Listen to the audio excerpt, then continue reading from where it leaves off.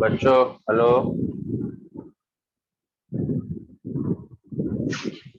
Hello. Yes sir. तुम last class में आदर्श चले गए थे जल्दी।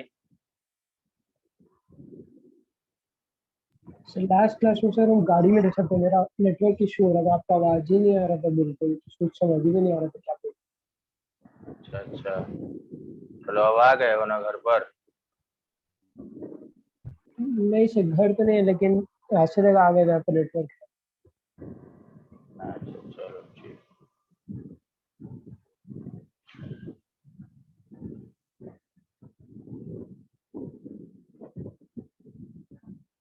क्या क्लास का टाइम नहीं पता था क्या सबको?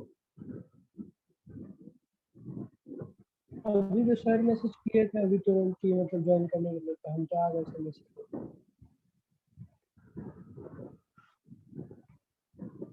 अच्छा,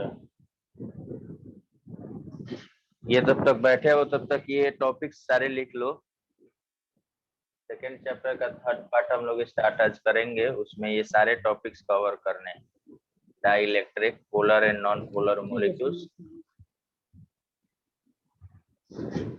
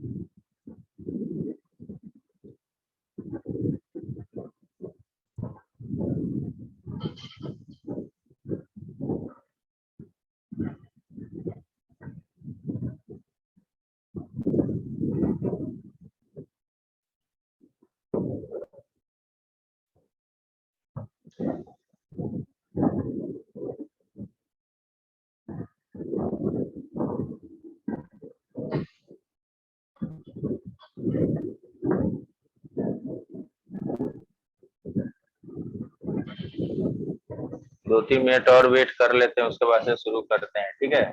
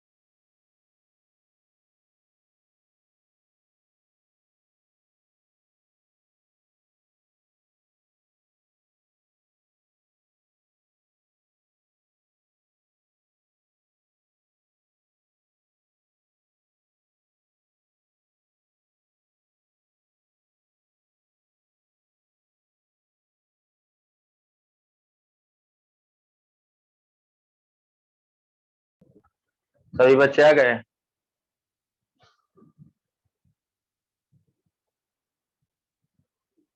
हेलो। Yes sir. हाँ, आज लेट हो गया सबको आने में। टाइमिंग का आइडिया नहीं था क्या?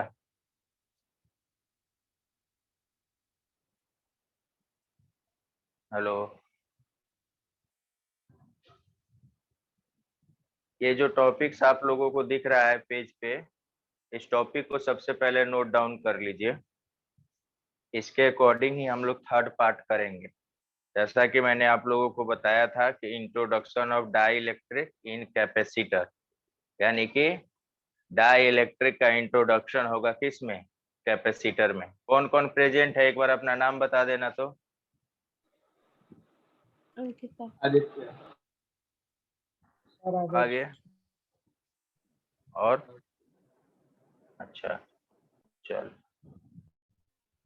तो अब बात करेंगे हम लोग डाइलेक्ट्रिक का, फिर उसके बाद से पोलर और नॉन पोलर मॉलिक्यूल्स का, उसके बाद से टाइप्स ऑफ डाइलेक्ट्रिक, फिर polarization of non polar dielectric, यानी कि नॉन पोलर डाइलेक्ट्रिक को पोलर कैसे बनाना है, फिर पोलर डाइलेक्ट्रिक का पोलराइजेशन, फिर डाइलेक्ट्रिक कांस्टेंट, फिर डाइलेक्ट्रिक स्ट्रेंथ जिसमें डाइलेक्ट्रिक ब्रेकडाउन आएगा, फिर कैपेसिटेंस में कैपेसिटर के अंदर डाइलेक्ट्रिक फिल कर दिया जाएगा तो उसके कैपेसिटेंस पे क्या इफेक्ट पड़ेगा, फिर उसके बाद से डाइलेक्ट्रिक का इंट्रोडक्शन करने के बाद ये वेरियस जो पैरामीटर्स हैं like charge, energy, electric field, potential, इन सब पे क्या इफेक्ट पड़ेगा इसके बारे में हम लोग डिस्कस करेंगे। हालांकि ये थोड़ा सा थ्योरेटिकल टॉपिक है। बिफोर कैपेसिटेंस ऑफ डाइलेक्ट्रिक के पहले तो थोड़ा सा हम लोग फास्ट भी चलेंगे और समझते हुए चलेंगे। सबसे पहला बात कि डाइलेक्ट्रिक होता क्या है सर? तो डाइलेक्ट्रिक होता है बच्चों, मैं बोलूं कि एक तरह का ये इंसुलेटिंग मटेरियल है। एक तरह से क्या है ये? Insulating material. सपोज करो कि ये डाइलेक्ट्रिक है, कोई इंसुलेटिंग मटेरियल है, तो ये कभी भी अलाउ नहीं करता है कि जो चार्ज पार्टिकल्स हैं इसके इर्द गिर्द, पॉजिटिव निगेटिव जो भी इधर चार्ज है इसके साइड में, ये अलाउ नहीं करेगा कि ये सारे चार्ज पार्टिकल्स इधर से पास होके इधर जाएं या इधर से पास होकर इधर आए। डाइलेक्ट्रिक हमेशा क्या कहता है कि नहीं, तुम नहीं जा सकते हो, इधर से इधर नहीं जा सकते हो, इधर से इधर नहीं आ सकते हो, लेकिन हाँ, हम तुमको अलाउ जरूर करेंगे कि तुम एक दूसरे पे फोर्स अप्लाई कर सको। हालांकि ये इंसुलेटिंग मटेरियल है, तो इंसुलेटिंग मटेरियल है और इधर कुछ इलेक्ट्रिक फील्ड वगैरह प्रोवाइड नहीं कराया गया है, तो इसमें तो मूवमेंट पॉसिबल ही नहीं है। लेकिन डाइलेक्ट्रिक अगर कोई पूछता है कि व्हाट इज डाइलेक्ट्रिक, तो आपका रिप्लाई ये होना चाहिए कि सर डाइलेक्ट्रिक एक तरह का इंसुलेटिंग मटेरियल है जो अलाउ नहीं करता है चार्ज को अपने थ्रू पास होने के लिए, लेकिन इतना अलाउ जरूर करता है, इतना परमिट जरूर करता है कि जो डाइलेक्ट्रिक के आजू बाजू में जो चार्ज हैं, इधर उधर जो चार्ज हैं, वो एक दूसरे पे फोर्स अप्लाई कर सके। जैसे एक छोटा सा एग्जाम्पल के तौर पर अगर हम लें, सपोज करो कि एक नदी है, नदी के दोनों किनारे तुम सब बैठे हुए हो, तो वो नदी इतना अलाउ नहीं करेगा कि उधर से कोई बंदा इधर से पास होकर इधर आ जाए या इधर से पास हो उधर चला जाए, लेकिन हाँ, यहाँ से वहां और वहां से यहाँ वहीं पे रह के कम्युनिकेशन जरूर हो सकता है। तो डाइलेक्ट्रिक क्या होता है, चलिए सबसे पहले लिखिए। A dielectric is a substance. A dielectric is a substance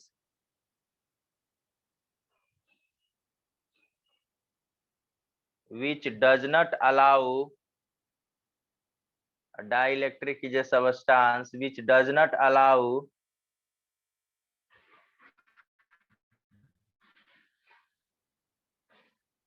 the flow of charge through it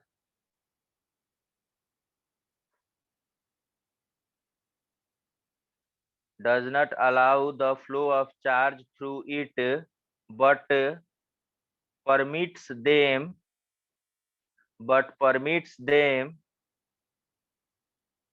to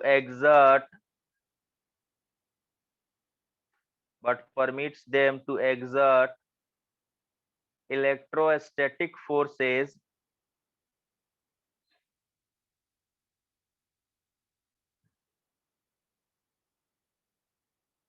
on one another through it.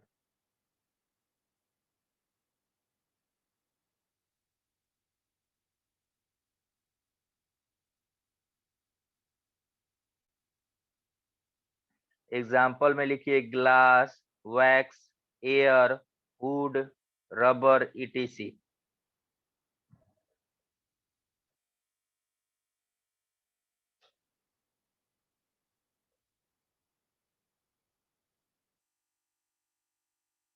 कौन बच्चा आप लोगों में से मुझे बताएगा कि पोलर और नॉन पोलर मोलिक्यूल्स क्या होता है? कौन बताएगा पोलर मॉलिक्यूल्स और नॉन पोलर मॉलिक्यूल्स का डिफिनीशन या कुछ भी? बोलो।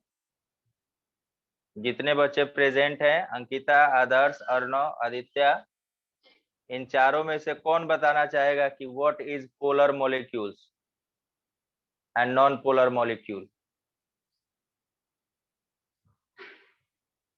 एनीबॉडी?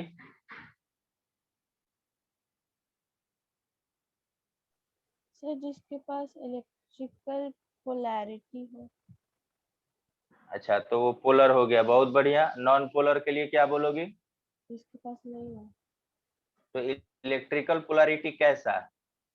तुम मत एक्सप्लेन करना, कोई और बच्चा बोलेगा। जिसका अधूरा डाइपोल ही मोमेंट बोलो। 0 होता है, नॉन हाँ पोलर। ये, हाँ, ये सबसे परफेक्ट डिफिनीशन हुआ है कि जो पोलर और नॉन पोलर आप लोग भी पढ़े होंगे, और उसका भी कहना सही था। इलेक्ट्रिकल पोलैरिटी और नॉन पोलैरिटी कहना भी अंकिता का सही था, लेकिन परफेक्ट डिफिनीशन यही हुआ कि जो पोलर मॉलिक्यूल्स होता है उसका अब यहाँ पर तो हम लोग म्यू से याद करो, केमिस्ट्री में जब हम लोग डायपोल मूवमेंट पढ़े थे चैप्टर 2nd या 3rd में, 11th में, तो या केमिकल बॉन्डिंग में कहीं ना कहीं पढ़े होगे आप लोग, तो उसमें डायपोल मूवमेंट को म्यू से डिनोट किया जाता था, याद आ रहा है?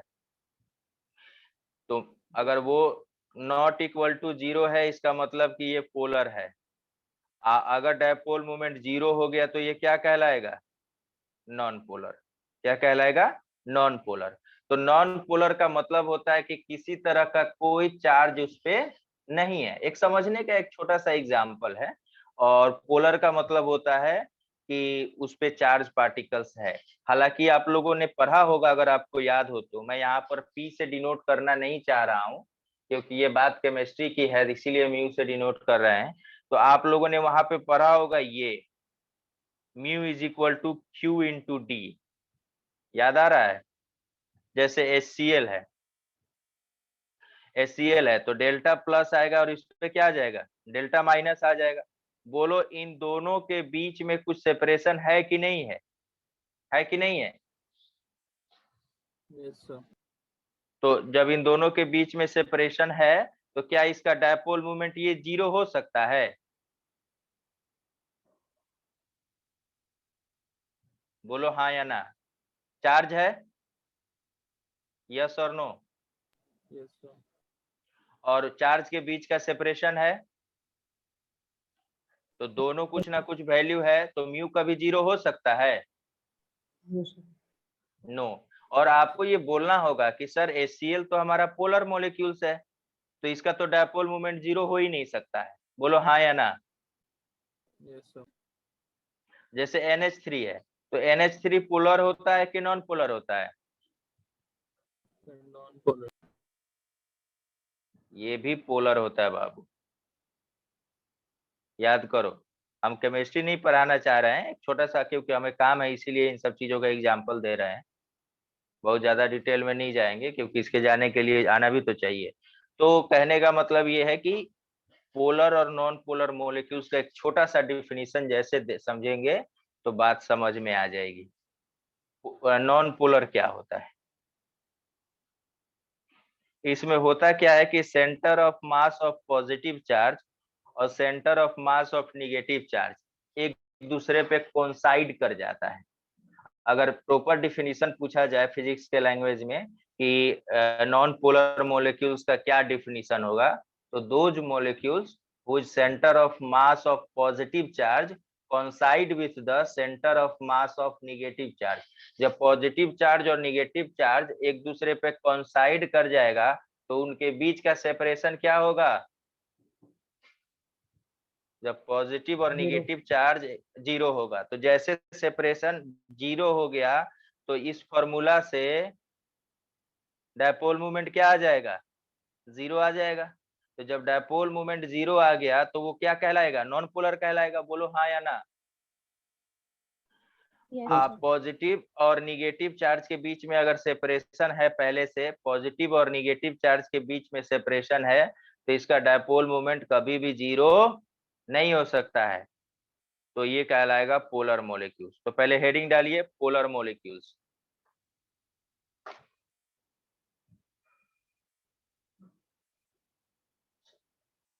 polar molecules. The molecule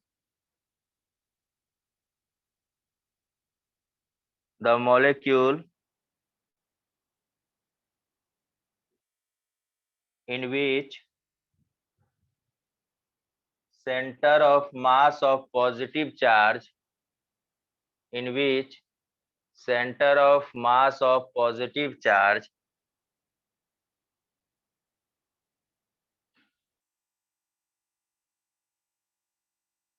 does not coincide with the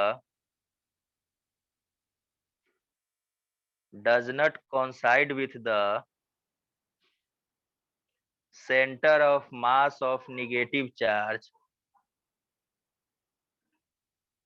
does not coincide with the center of mass of negative charge is called polar molecule. Is called polar molecule.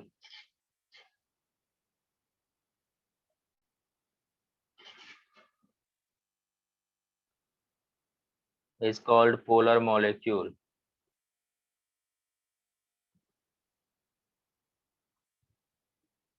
Okay.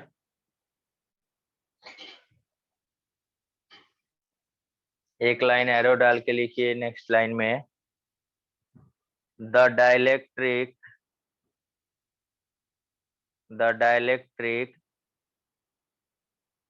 made of polar molecules, the dielectric made of polar molecules is called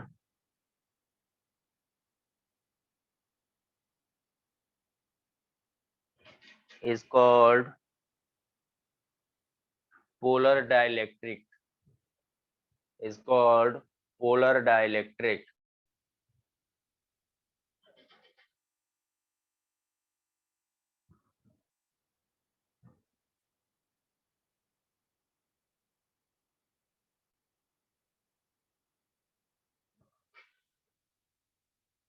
Unsymmetrical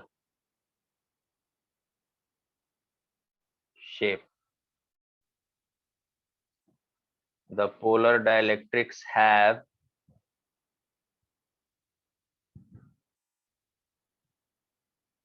permanent dipole moment.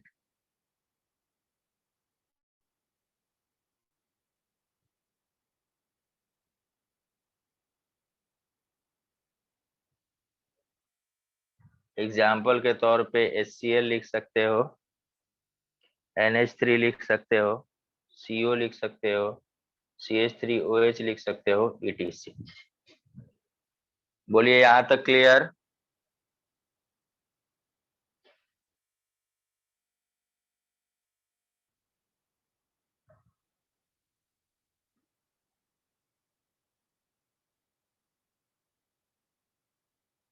Unsymmetrical shape होगा।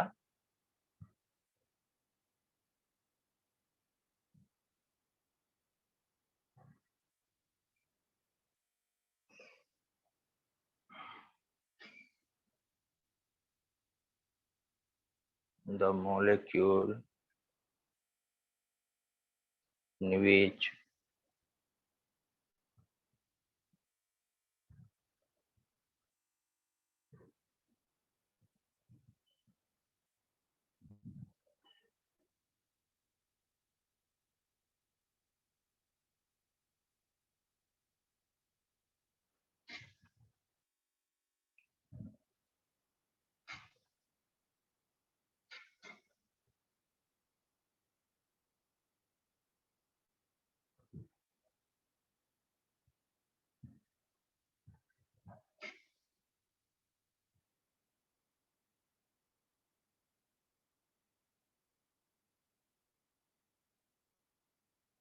अर्णव, अंकिता, आदित्य, आदर्श,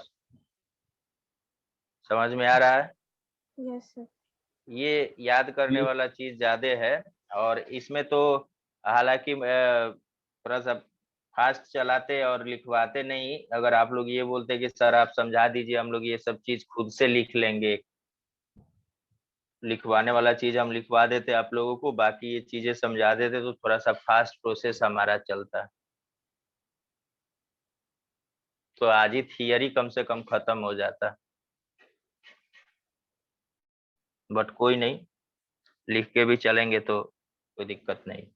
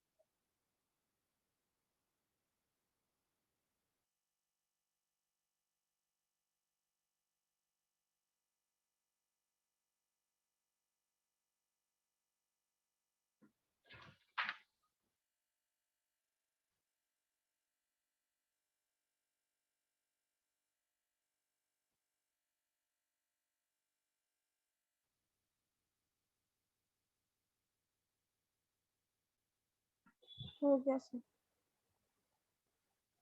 अब ये non polar, the dielectric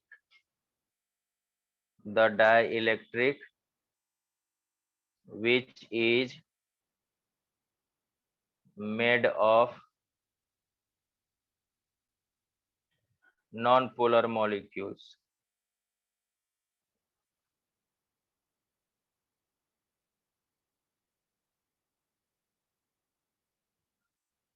is known as non-polar dielectric.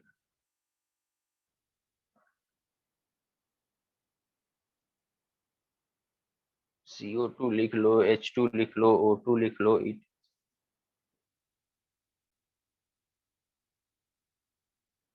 non-polar dielectric have symmetrical shape.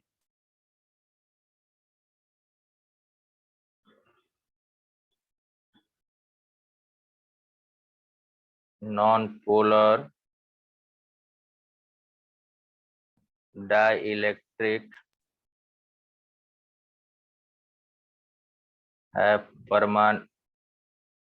not dipole moment. Blur दिख रहा है, ये कल से ही network issue बहुत हो रहा है बाबू, इसीलिए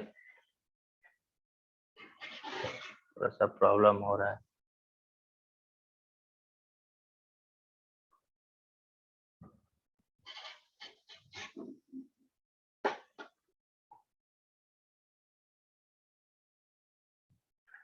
यहाँ तक लिख चुके थे ना नॉन पोलर मॉलिक्यूल्स तक? Yes The dielectric which is made of non-polar molecules is known as non-polar dielectric, ये भी लिख चुके हो? Yes sir. और non-polar dielectric have symmetrical shapes.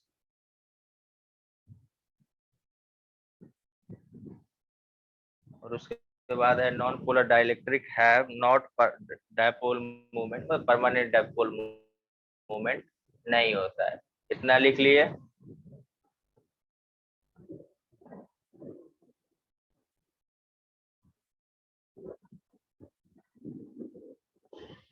इसके बाद वाला जो टॉपिक है, आप चारों ध्यान से सुनना, आपसी सहमति बताना, उसके बाद जैसा होगा वो किया जाएगा। इसके बाद वाला जो टॉपिक है, मैं सोच रहा हूँ कि इसको एकदम इजी से इजी लैंग्वेज में समझाऊं, एक टॉपिक सिर्फ, और उसको आप लोग खुद से लिखने का ट्राई करो कि खुद से लिख सकते हो कि नहीं लिख सकते हो। हम सारा चीज डायग्राम बताकर सब कुछ बनाकर A to Z समझाएंगे। आप लोगों का काम है कि उस समझ के खुद से लिखना। अभी नहीं, आप घर पे भी लिख सकते हो, कोई दिक्कत नहीं है। उसको अच्छे से समझना है और फिर उसके बाद से खुद से ट्राई करना है लिखने का। अगर लिख लोगे तो ठीक, नहीं तो अदरवाइज मैं लिखा दूंगा। तो पहले एक बार समझ लेते हैं कि होता क्या है। अगर लगा कि आप लोग लिख सकते हो खुद से तो बोलना, अदरवाइज लिखा देंगे। अभी कोई दिक्कत? No sir.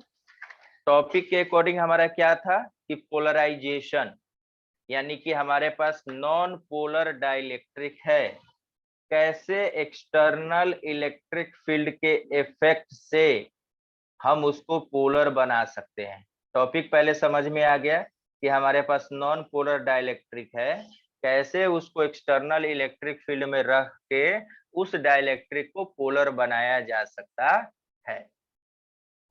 तो आप लोगों के मन में सबसे पहले बात ये आना चाहिए, देखो किसी भी चीज का सोचने का तरीका कैसे है, तो सर क्या क्या आना चाहिए?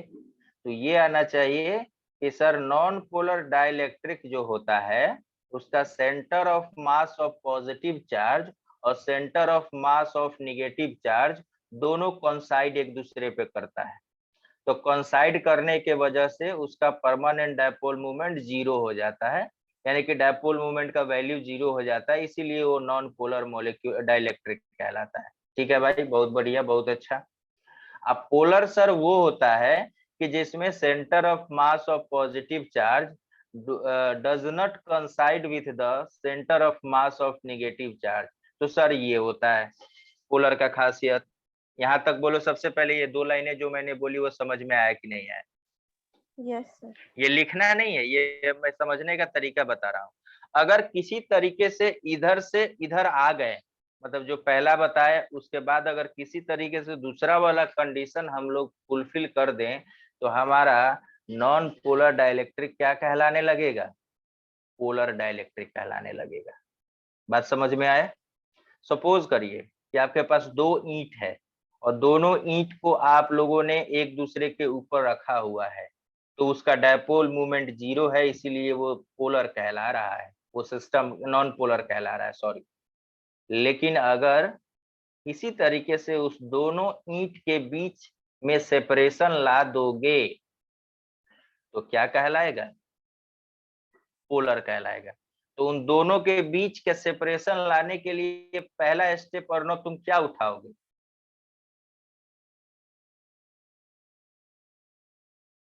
Are you there? Yes, sir. हाँ, तो क्या स्टेप उठाओगे तुम? क्वेश्चन समझ में आया जो हम बोले वो? बाकी के बच्चे भी सोचेंगे कि आपके पास दो ईंट था एक दूसरे के ऊपर रखे हुए थे, जिसके वजह से वो नॉन पोलर सिस्टम कहला रहा था। अब उस सिस्टम को तुमको पोलर बनाना है, तो ईंट के External बीच में force से, apply करेंगे. हाँ बहुत बढ़िया। और फोर्स अप्लाई करके आप क्या करोगे? उस फोर्स के इम्पैक्ट दोनों से को एक separate दूसरे करना से है. दूर रख दोगे, हाँ सेपरेट कर दोगे, बहुत बढ़िया बात।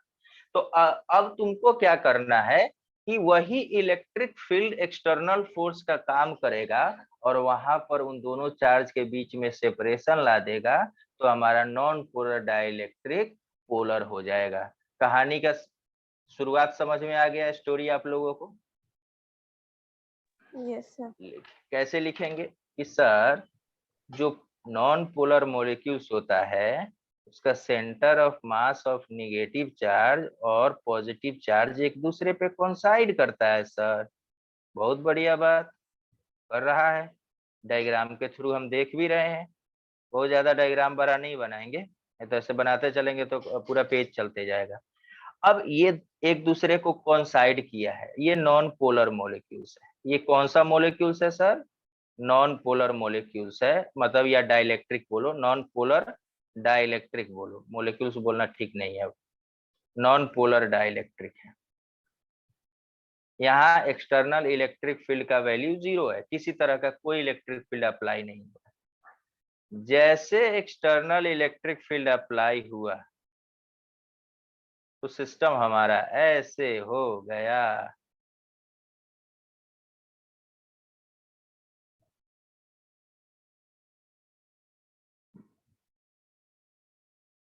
स्टूडेंट्स, कुछ फर्क दिख रहा है इसमें और इसमें?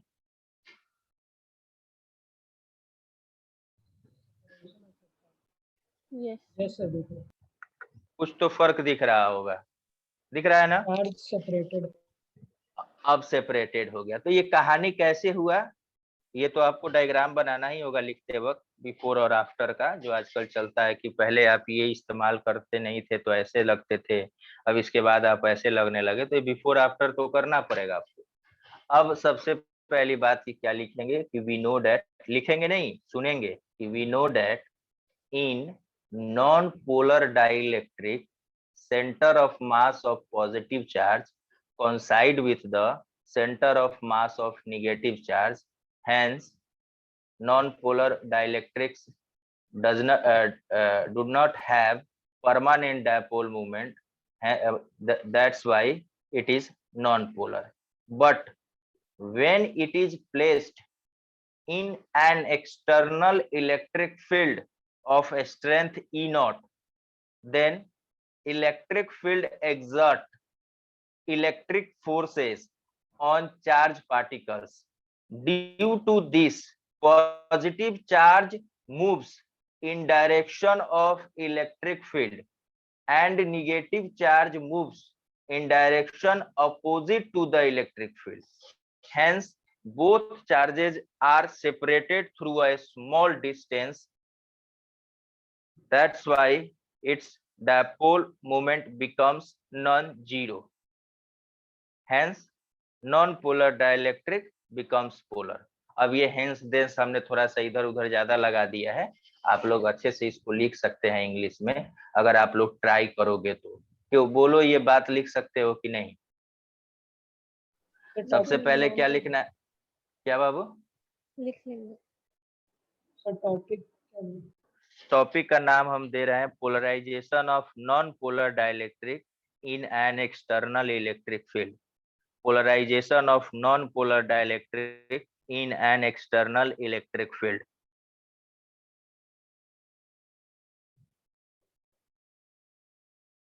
ओके भाई, चारों बोलो, कोशिश कर सकते हो लिखने का एक बार? Yes. चलो, नहीं मैं अपने लिखवाने के वजह से नहीं, जितना देर में मैंने बोला उतना देर में लिखवा दिया रहता, उसके वजह से मैं नहीं बोल रहा हूँ। सोच रहा हूँ कि ये सब टॉपिक पे थोड़ा सा खुद से भी आप लोग लिखिए, नहीं समझ में आएगा तो वो हम फिर से लिखवा देंगे, घबराने की जरूरत नहीं है। अब एक बच्चा कह रहा था कि सर आपने इसके बाद टॉपिक लगाया था पोलराइजेशन ऑफ पोलर डाइलेक्ट्रिक, ये टॉपिक लगाए थे जो हमारा चार्ट था पहले पेज पे। हाँ, तो सर पोलर के पास तो ऑलरेडी डायपोल मूवमेंट होता है, तो ये फिर क्या आप नौटंकी करने लग गए कि इधर उधर बताने में टाइम वेस्ट कर रहे हैं? बिल्कुल, पोलर के पास डायपोल मूवमेंट नॉन जीरो होता है, लेकिन होता क्या है कि जब उसको एक्सटर्नल इलेक्ट्रिक फील्ड के एब्सेंस में रखा जाता है तो वो एट रैंडम डायरेक्शन में होता है। एट रैंडम डायरेक्शन में होने के वजह से नेट डायपोल मूवमेंट एक दूसरे को कैंसल आउट करके क्या हो जाता है? जीरो हो जाता है। क्या हो जाता है? जीरो हो जाता है। तो सिस्टम का नेट डायपोल मूवमेंट क्या हो जाता है? जीरो हो जाता है। लेकिन जैसे उसको एक्सटर्नल इलेक्ट्रिक फील्ड में रखते हैं तो सारे के सारे डायपोल एक डायरेक्शन में अलाइन हो जाते हैं, एक डायरेक्शन में हो जाता है, जिसके वजह से net dipole movement non zero हो जाता है। तो इसी को बोला जाता है पोलराइजेशन ऑफ पोलर डाइलेक्ट्रिक। फिर से सुनिए कैसे लिखेंगे कि we know that we know that. पहले डायग्राम बनेगा तो थोड़ा सा ज्यादा क्लियर हो जाएगा।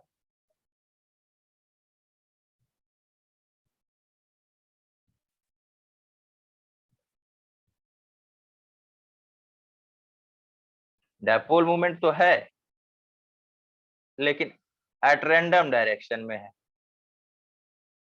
तो इसके वजह से नेट डायपोल मूवमेंट जो सिस्टम का होगा, नेट डायपोल मूवमेंट सिस्टम का होगा, वो 0 हो जाएगा। लेकिन जैसे इसको इलेक्ट्रिक फील्ड में रखेंगे तो क्या होगा, फोर्स लगना शुरू होगा और सारा का सारा एक अपने डायरेक्शन में अलाइन हो जाएगा। तो इसके वजह से net dipole movement non zero हो जाएगा। बोलिए, ये भी आप लोग लिख सकते हो कि नहीं? सर एक बार और बता दीजिए। फिर से बता देते हैं कि जब पोलर डाइलेक्ट्रिक को एक्सटर्नल इलेक्ट्रिक फील्ड के एब्सेंस में रखा जाता है तो जो डायपोल का डायरेक्शन होता है वो एट रैंडम डायरेक्शन होता है, कोई किधर है कोई किधर है कोई किधर है। तो जब सबका सम निकाला जाता है तो 0 मिलता है। क्यों? क्योंकि एक दूसरे को कैंसल आउट करके 0 कर देता है, तो इस वजह से डायपोल मोमेंट का वैल्यू 0 हो गया। लेकिन जैसे इलेक्ट्रिक फील्ड में हम लोग रखते हैं तो सारे के सारे डायपोल्स एक ही डायरेक्शन में सेटल्ड हो जाता है, जिसके वजह से dipole net dipole movement non zero होता है और इस वजह से वो और ज्यादा पोलर हो जाता है। बोलो यस और नो। यस सर, समझ गए। ये दोनों बातें आप चारों लिख सकते हो कि नहीं लिख सकते हो? हाँ सर, लिख रही हूँ। चलिए, अब एक बात बताइए आप लोग, छोटा सा बात है, अगर आप लोग इस बात को समझ जाएंगे तो मेरा काम आसान हो जाएगा। एक बच्चा बोल रहा है कि सर आप काम आसान करने के लिए थोड़े बैठे हैं यहाँ पे। बिल्कुल नहीं बैठे हो बाबू, यही बोलना चाह रहे हो ना आदित्य तुम? No sir. अरे मजाक में भी थोड़ा लिया करो बात को, सीरियस मत हो जाया करो। चलिए ध्यान दीजिए, आजकल जल्दीबाजी है सभी बच्चों को। वो जनरली देखा जाता है कि हम एक दिन में सारा चीज पढ़ ले, एक दिन में सारा समझ ले, और वैसा टाइम भी चलते आ रहा है कि हर कोई एक दिन में ही सब कुछ पढ़ाने में लग रहा है, इसलिए थोड़ा सा ये हो जा रहा है। आप लोग एक चीज नोटिस करिएगा, जब ये चैप्टर फिनिश होगा तो हम लोग एनसीईआरटी के अकॉर्डिंग ही चल रहे हैं, लेकिन मैं आप लोगों को गारंटी देता हूँ कि जब इस वीक में ये चैप्टर ओवरऑल जब फिनिश होगा तो आप नीट का भी क्वेश्चन बनाओगे, जेई का भी क्वेश्चन बनाओगे तो इसी थियरी पे बनेगा, अगर थियरी 100% आपको दिमाग में है तो। हाँ, कुछ एक ऐसा क्वेश्चन आपको मिलेगा जिसकी थियरी आपको नहीं मिली है और मिलती भी नहीं है, वो या तो आपका माइंड उतना डेवलप होगा तो बनाओगे, अदरवाइज वैसे क्वेश्चन अगर आपका टीचर समझाएगा तब जाके आपसे बनेगा। हर चीज का, हर क्वेश्चन का थियरी पॉसिबल नहीं है, तो थोड़ा सा बढ़िया से पढ़ना है। आजकल शॉर्ट्स का जमाना चल रहा है, आप लोग देखते हो ना यूट्यूब पे, कंप्लीट चैप्टर इन 1 शॉर्ट्स है, देखते हो कि नहीं देखते हो? Yes sir. पहले शॉर्ट्स पहनते थे, अब शॉर्ट्स पढ़ रहे हैं, मतलब हद हो गया है कि एक शॉर्ट में पूरा पढ़ जाओ भाई। कैसे पढ़ जाएगा बच्चा एक शॉर्ट में? वो वही बच्चा पढ़ेगा ना जो पहले से पढ़ा हुआ है। चलिए खैर कोई बात नहीं, हम लोग का आर्गुमेंट वहां पे नहीं है, हम लोग अपने काम पे ध्यान दें। अब हम लोग बात करते हैं किस चीज की, डाइलेक्ट्रिक कांस्टेंट, ये हम लिखवाएंगे। इसके बाद का हर एक टॉपिक डेरिवेशन लिखवाएंगे। डाइलेक्ट्रिक कांस्टेंट, देखिए भाई एक बात आप लोगों को बता दें, एक्सटर्नल इलेक्ट्रिक फील्ड है, बहुत बढ़िया सर आपने बात बताई, ई नॉट है बाहर। Ankita yes sir. अदर सब लोग थोड़ा सा ध्यान से सुनना है। एक्सटर्नल इलेक्ट्रिक फील्ड इधर है, ओके। और इसमें डाइलेक्ट्रिक के अंदर इलेक्ट्रिक फील्ड ई है। क्या है डाइलेक्ट्रिक के अंदर इलेक्ट्रिक फील्ड? ई है। इतना नहीं होगा। आप लोगों के मन में ये बात आ रही होगी कि क्यों नहीं होगा सर, कुछ भी आप थोड़े बोल दीजिएगा। ये जो external electric field E not है, जितना स्ट्रेंथ इसका यहाँ पे है, उतना इस फील्ड का स्ट्रेंथ यहाँ पर नहीं होगा। बोलो हाँ या ना। ये लाइन पहले समझ में आया कि नहीं आया? क्यों नहीं होगा वो मैं बताऊंगा।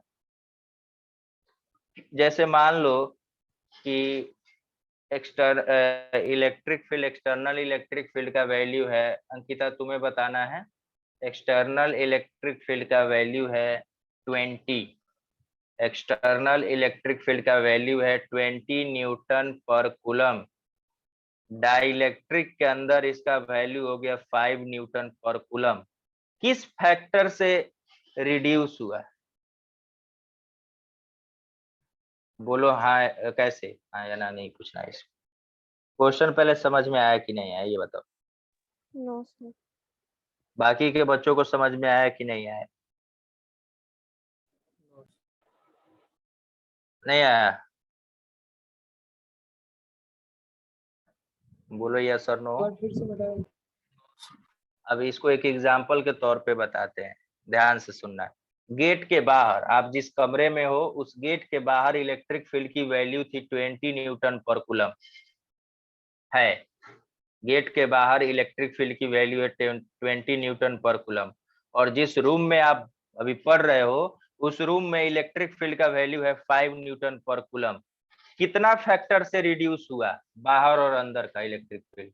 बाहर के कंपैरिजन में कमरे का इलेक्ट्रिक फील्ड कितने फैक्टर से रिड्यूस हुआ है? किस नंबर से डिवाइड करेंगे कि 5 आ जाएगा? 4 से डिवाइड करेंगे ताकि क्या आ जाए? 5 आ जाए। वो जो 4 आया है ना, वही 4 कहलाएगा डाई इलेक्ट्रिक कांस्टेंट।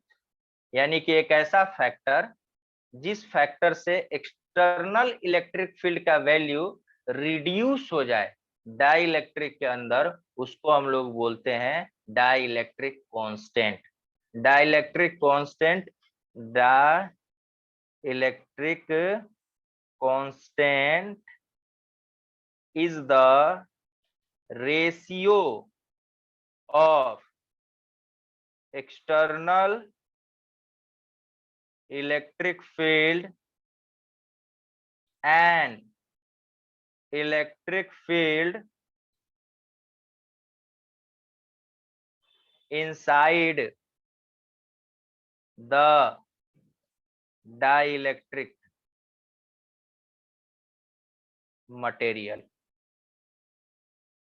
यानी कि जो डाइलेक्ट्रिक कांस्टेंट होता है वो एक्सटर्नल इलेक्ट्रिक फील्ड और जो इलेक्ट्रिक फील्ड डाइलेक्ट्रिक के अंदर प्रेजेंट है उन दोनों का रेशियो होता है। तो अगर electric field inside the dielectric बात करना हो तो क्या हो जाएगा? ई नॉट बाई के। याद रखिएगा। इसको अलग तरीके से समझना है थोड़ा सा और।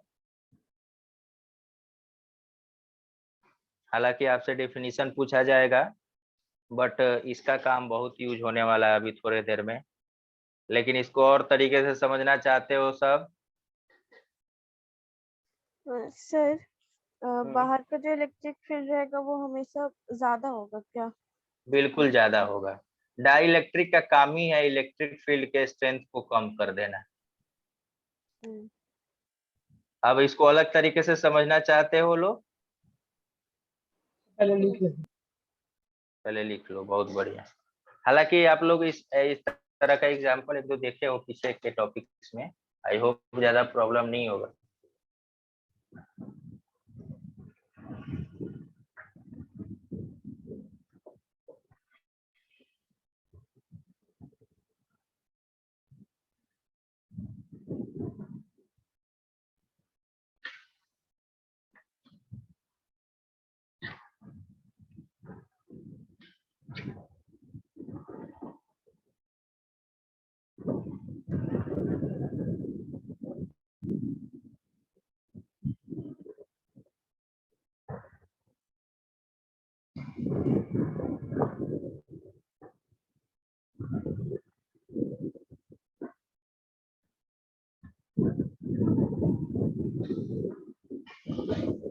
हो गया सर।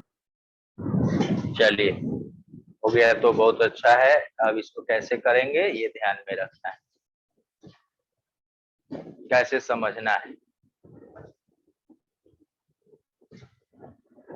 इसके बाद एक छोटा सा टॉपिक है, फिर हमारा डेरिवेशन आएगा, फिर डेरिवेशन के बाद आई होप कि थियरी आज खत्म हो जाए।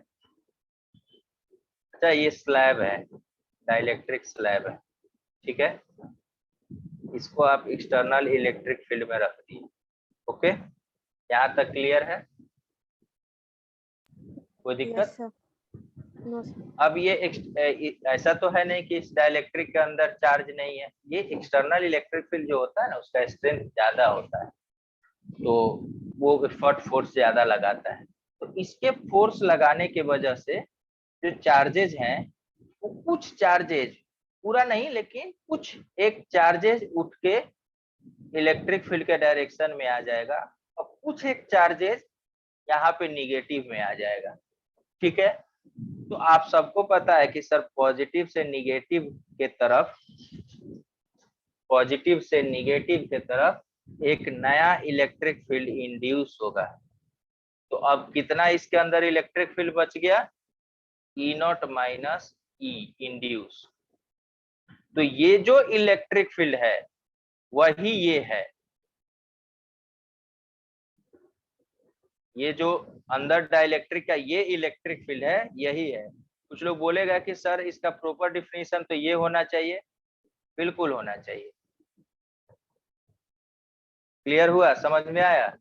अब आप लोग बोलोगे कि सर आपने जैसा कि पहले पढ़ाया था, तो आपने बोला था कि इंड्यूस इलेक्ट्रिक फील्ड और एक्सटर्नल इलेक्ट्रिक फील्ड दोनों का स्ट्रेंथ एक दूसरे के इक्वल होता है, इसीलिए दोनों एक दूसरे को कैंसल आउट करके जीरो के बराबर हो जाता है। ऐसा याद आ रहा है जब हमने पढ़ा था behaviour of conductors in external Yes. Electric field?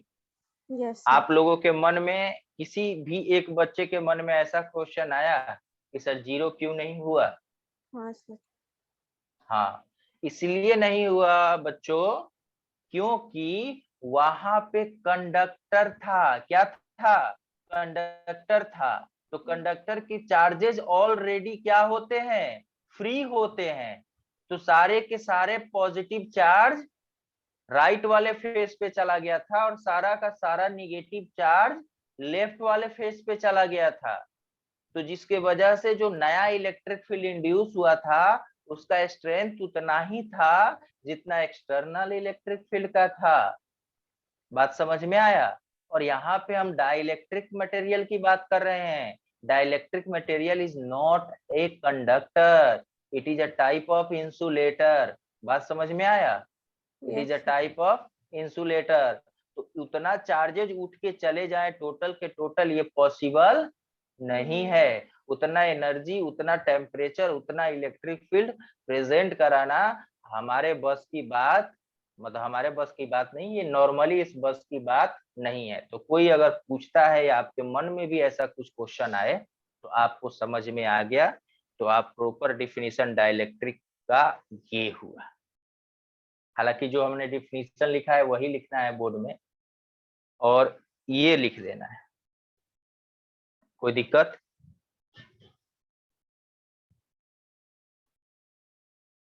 No sir. अब एक ये टॉपिक है, इसके बारे में थोड़ा सा कुछ अगर आप लोग बता दो, डाइलेक्ट्रिक स्ट्रेंथ इसका मतलब क्या समझते हो?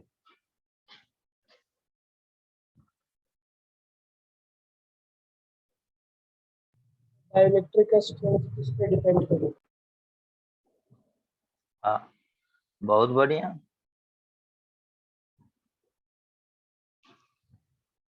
डाइलेक्ट्रिक स्ट्रेंथ का मतलब होता है बाबू कि इतना इलेक्ट्रिक फील्ड वो सहन कर सके, इतना इलेक्ट्रिक फील्ड वो सहन कर सके जितना से ये अपना इंसुलेटिंग बिहेवियर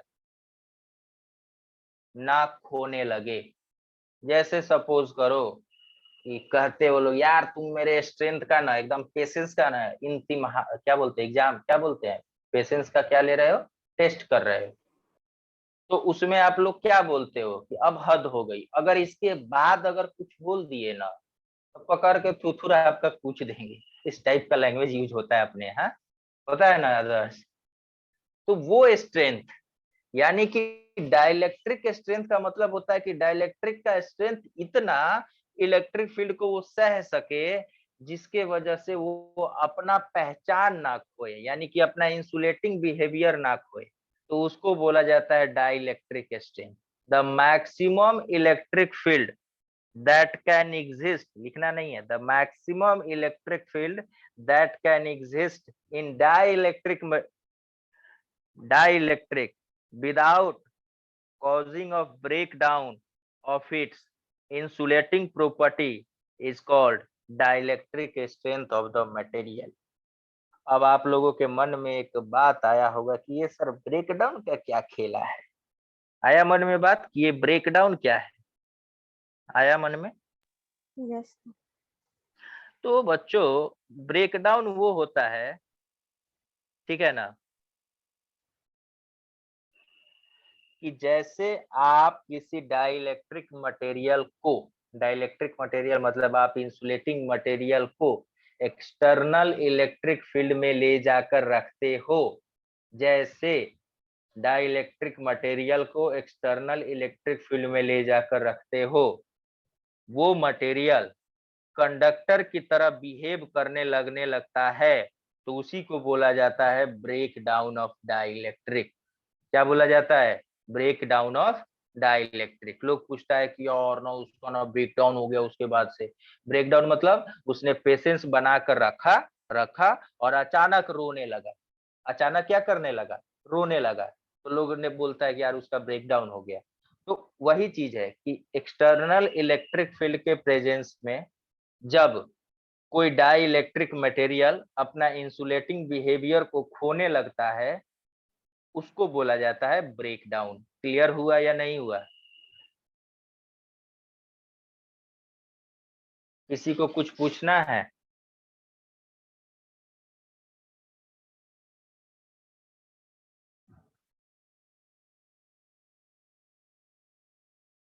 किसी को कुछ पूछना है सर वो तो बिहेवियर कैसे लॉस करता है अब ये बात आपकी बहुत है और किसी और का भी क्वेश्चन है इससे रिलेटेड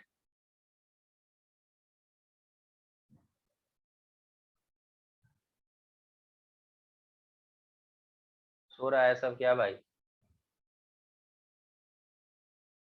जग जाओ किस्मत में होगा तो फिर रात होगी फिर सोने को मिलेगा अगर किस्मत में हम लोगों को होगा तो चल क्या है और भी कुछ किसी को पूछना है इससे रिलेटेड एक बात बताओ इंसुलेटर इंसुलेटर क्यों होता है अंकिता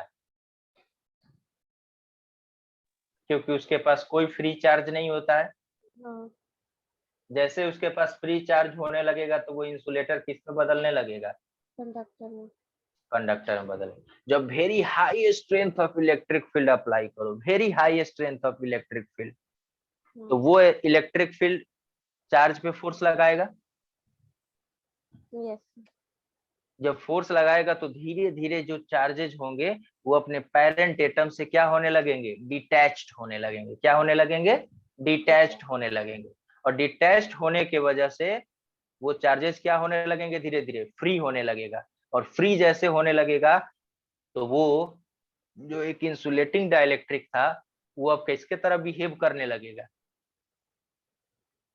कंडक्टर की तरह जो एक डाइलेक्ट्रिक इंसुलेटर की तरह बिहेव कर रहा था अब किसके तरह बिहेव करने लगेगा कंडक्टर की तरह तो इसी फेनोमेनन को बोला जाता है ब्रेक डाउन ऑफ डाइलेक्ट्रिक समझ में आ गया हाँ सर लिखिए when a dielectric is placed when a dielectric is placed in a very high electric field in a very high electric field then the outer electrons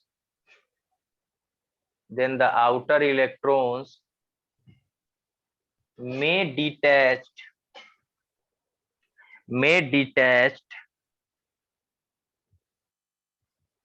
from their parent's atom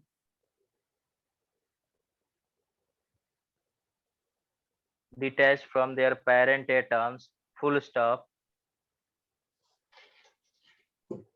The dielectric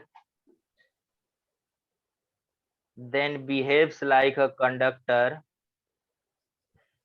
Then the dielectric then behaves like a conductor. Full stop. This phenomenon is called dielectric breakdown. This phenomenon is called dielectric breakdown. Okay. Yes. Paragraph change करके लिखिए the maximum electric field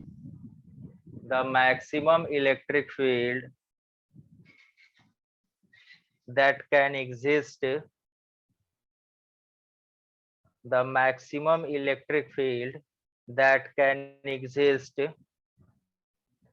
in a dielectric without causing the breakdown sir electric field के बाद the maximum electric field that can exist in a dielectric without causing the breakdown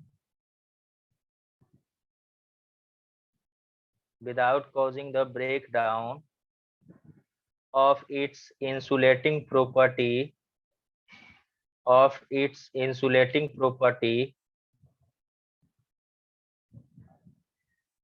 is called dielectric strength.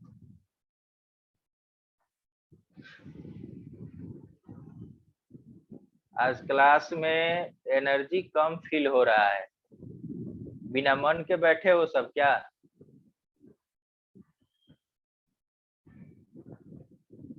One by one पूछ लेते हैं। और no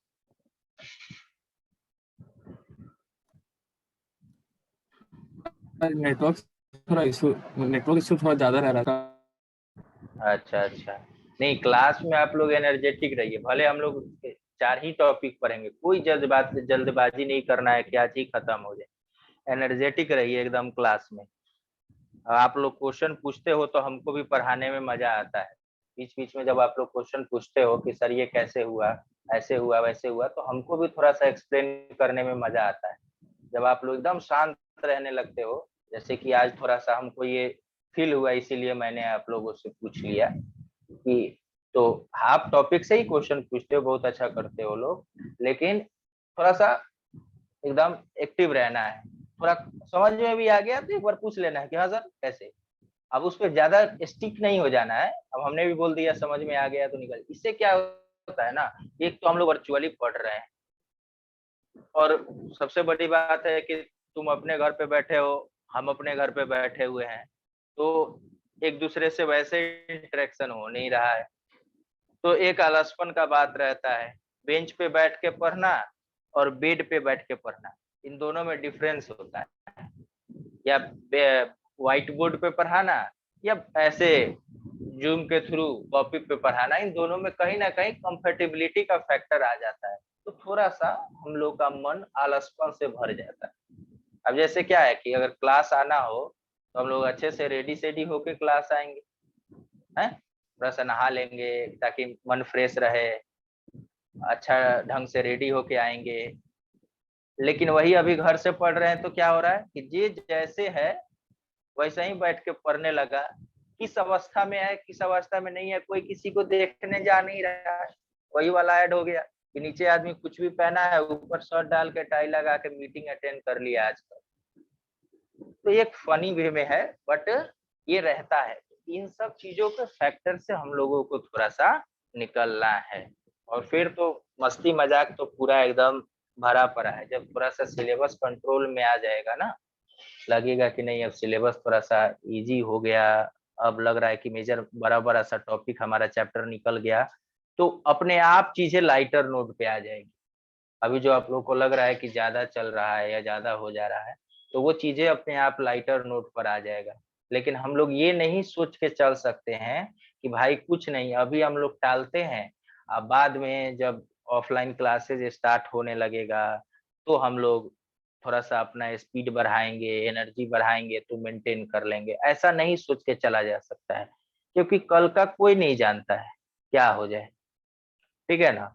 तो हम लोगों का प्रयास रहना चाहिए कि ज्यादा से ज्यादा सिलेबस को कंट्रोल में अपने रखें, ताकि आने वाला टाइम में छुट्टी भी बहुत होगा। दुर्गा पूजा आएगा, रक्षाबंधन आएगा, छठ आएगा, दिवाली आएगा, बीच में कोई के यहाँ कुछ होगा, तो टीचर्स डे आएगा, 50 तरीके की चीजें आएंगी जिसमें हम लोग एब्सेंट रहते हैं क्लास में।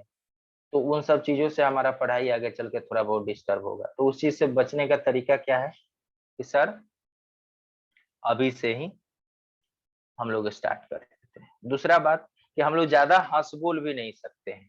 हंस बोल क्यों नहीं सकते हैं? क्योंकि जब आदमी फेस टू फेस बैठा रहता है तो सामने वाले का फीलिंग को समझता है कि ये किस कंटेक्स्ट में बात बोला गया है, किस वे में बोला गया है। अब वर्चुअली में क्या होता है कि कभी कभी गलत साउंड कर जाता है। हमने कोई बात सपोज करो कि फन वे में बोला, हो सकता है कि किसी के ईगो को हर्ट कर जाए, हो सकता है कि आपने कुछ बोला, कुछ और सोच के बोला हो, मुझे बुरा लग जाए।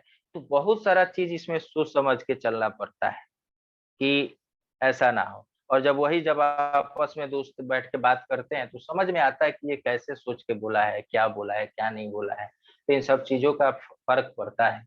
इसीलिए हम लोगों को थोड़ा सा पेशेंस बना के और थोड़ा सा एनर्जेटिक रह के पढ़ाई करना है, ताकि हमें भी थोड़ा सा स्ट्रेंथ फील हो। ओके, क्लियर है? Yes sir. अब हम लोगों का एक मेजर टॉपिक आया, 3 नंबर का क्वेश्चन है। 3 नंबर का मतलब वो 3 नंबर नहीं, यार तुम तो 3 नंबर के आदमी हो, वो 3 नंबर नहीं, 3 मार्क्स का क्वेश्चन है कि जब किसी पैरेलल प्लेट कैपेसिटर के अंदर, जब किसी पैरेलल प्लेट कैपेसिटर के अंदर कोई एक डाइलेक्ट्रिक स्लैब को फिक्स कर देते हैं जिसका डाइलेक्ट्रिक कांस्टेंट K और उसका थिकनेस T है, तो कैपेसिटेंस पे क्या फर्क पड़ेगा? बोलो हाँ या ना। ये लाइन समझ में आया कि नहीं आया? सर एक बार और बोल देना। फिर से बोल रहे हैं, जब डाइलेक्ट्रिक नहीं होता है, जब एयर होता है, तो कैपेसिटेंस का वैल्यू होता है A epsilon naught upon D। बोलो यस और नो। Yes sir. अब इन दोनों प्लेट के बीच में आपने एक डाइलेक्ट्रिक मटेरियल को प्लेस कर दिया जिसका डाइलेक्ट्रिक कांस्टेंट K है, जिसका थिकनेस T है। तो अब जो कैपेसिटेंस का वैल्यू आएगा वो क्या आएगा? क्या A epsilon naught upon D आएगा या कुछ और आएगा? यही पढ़ना है। चारों को बातें ये समझ में आई? हाँ सर।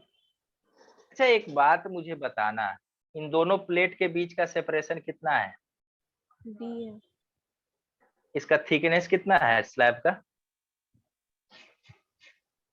स्लैब का वो T है, T लिखा है। थिकनेस हाँ। T। हाँ, यस सर। T लिखा हुआ। अब एक बात बताइएगा, आप दोनों बता दिए, आदर्श और अंकिता ने कुछ बोला, अब अर्णव तुम बताना या आदित्य तुम बताओगे कि क्या ये दोनों प्लेट के बीच में दो तरह का रीजन है?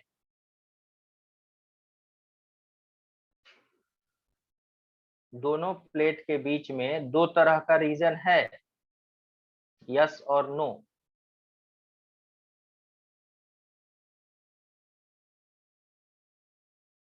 लगता है अर्णव तक आवाज नहीं जा रही है सही से। तुम बता दो फिर अंकिता, दो क्या नहीं समझ? ये जो मैंने पहले ये कहानी बताई शुरू में, वो समझ में आया कि नहीं आया? वो समझ में आया सर, 2 टाइप का रीजन, वो क्या ये रीजन देखिए होगा बात, नहीं ये पता। एयर एयर एयर और डाइलेक्ट्रिक। बोलो हाँ या ना। दो तरह का ठीक रीजन सर। मतलब हो गया कि एक डाइलेक्ट्रिक मटेरियल वाला हो गया, और एक एयर वाला हो गया। बोलो यस और नो। यस पढ़े हैं हम लोग। V is equal to E into D हम लोगों ने पढ़ा है, याद है? हाँ सर। सबको याद है? इस बात से कितने परसेंट बच्चे सहमत हैं? अगर बोल देंगे तो हमको अच्छा लगेगा। हमने जो नेट इलेक्ट्रिक पोटेंशियल लिखा, ऐसे कुछ लिखा, कुछ बच्चे सहमत हैं? जल्दी बताइएगा। नहीं सहमत हो?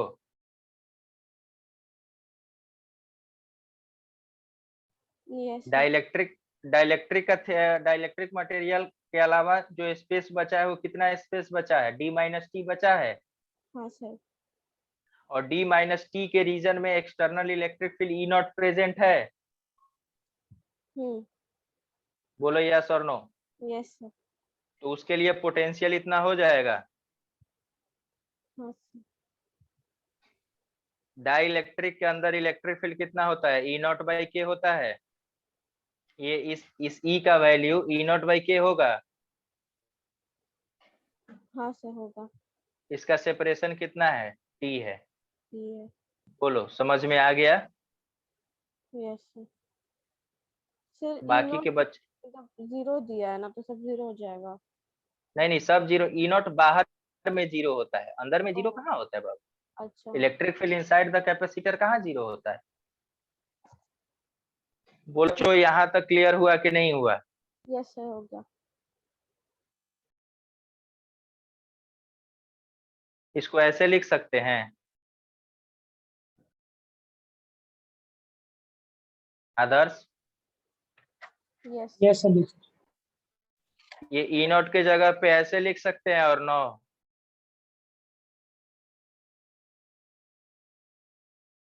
Yes sir. आदित्य याद है Q बाई भी होता है? Yes sir.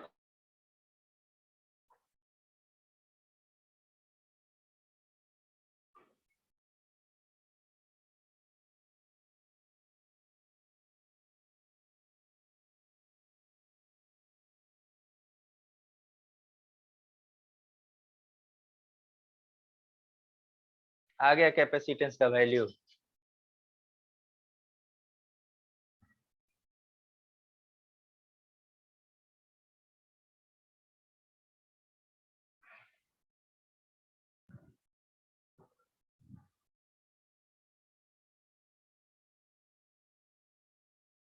कोई बच्चा कुछ बोलना चाहता है इस पे?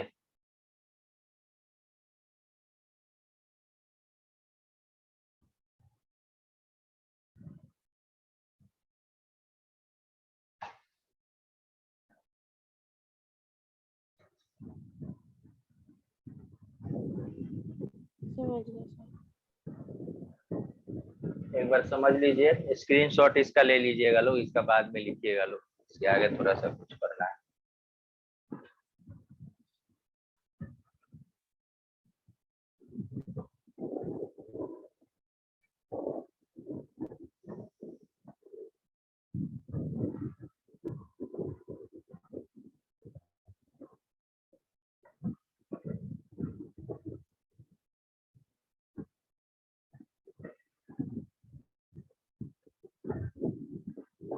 Okay sir.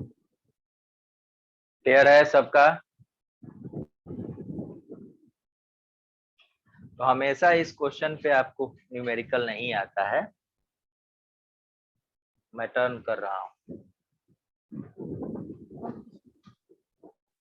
इसमें पूरा का पूरा फिल कर दिया जाता है। जनरली जो क्वेश्चन हमारा पूछा जाता है, पूरा प्लेट के अंदर डाइलेक्ट्रिक फिल कर दिया जाए, तो पूरा प्लेट के अंदर डाइलेक्ट्रिक फिल कर दिया गया, तो D और T दोनों क्या हो जाते हैं? इक्वल हो जाता है। तो C is equal to A epsilon naught upon D minus T plus T by K था।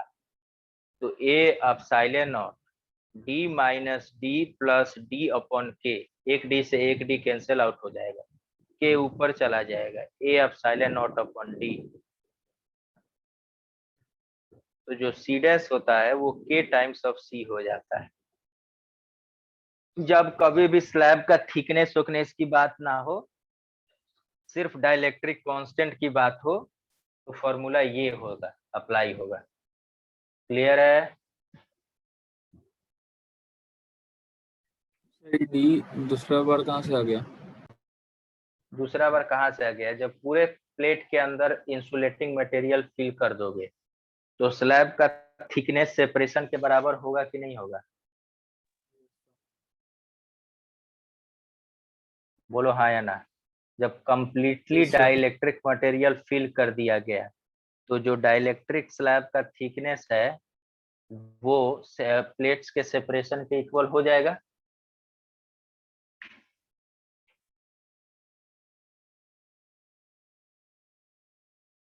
क्लियर है?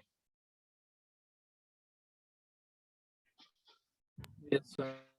एनसीईआरटी का बुक है पास में? Yes sir. एक टॉपिक रह जाएगा जो कि अगले क्लास में हम लोग करेंगे, उसके बाद से क्वेश्चन पे आ जाएंगे। एनसीईआरटी का बुक निकालिए, क्वेश्चन नंबर 5 थोड़ा पढ़िएगा।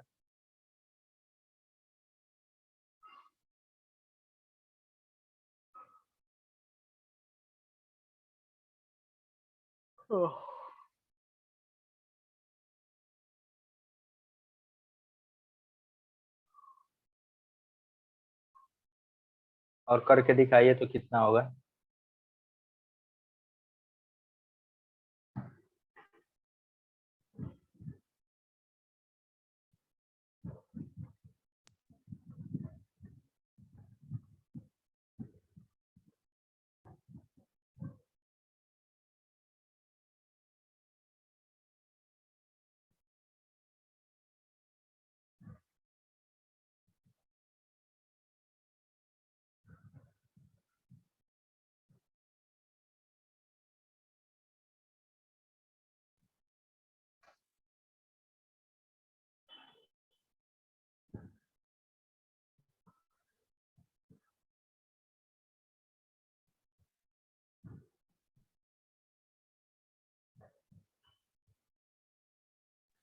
Sir 48 pico Faraday.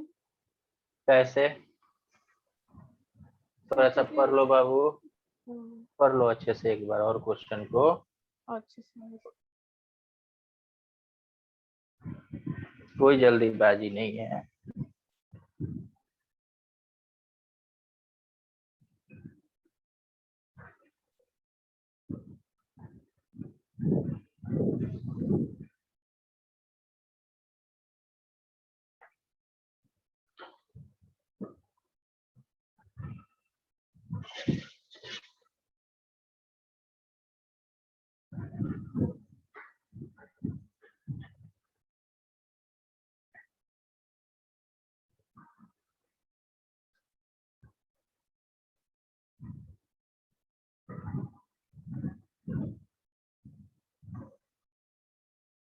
Sir 96 sir होगा। 96 आ रहा है।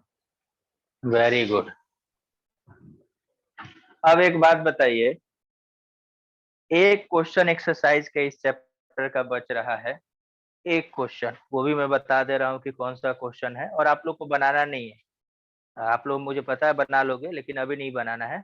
उस टॉपिक को जब हम समझा देंगे अगले क्लास में तो आप लोग बनाइएगा, तो साथ में टॉपिक के अनुसार हम लोग चलते रहेंगे। बस एक क्वेश्चन है जिसमें एनर्जी स्टोर से पहले था शायद, जो हाफ 12 पिको फैराड वाला क्वेश्चन नहीं था जिसमें एनर्जी निकालना था। हाँ, क्वेश्चन नंबर 9। बस एक क्वेश्चन बच रहा है जिसको हम लोग अभी डिस्कस कर लेंगे अगले क्लास में, फिर हमारा अगले क्लास में कुछ बोर्ड्स के भी क्वेश्चन जो रिमेनिंग है वो हो जाएंगे, तो हमारा चैप्टर अगले क्लास में ये फिनिश हो जाएगा, सेकेंड चैप्टर। ठीक है, तब तक आप लोग इसको अच्छे से रिवाइज करके आइए और उस पोलराइजेशन को लिख लीजिएगा। ठीक है ना, मिलते हैं अगले क्लास में। Take care.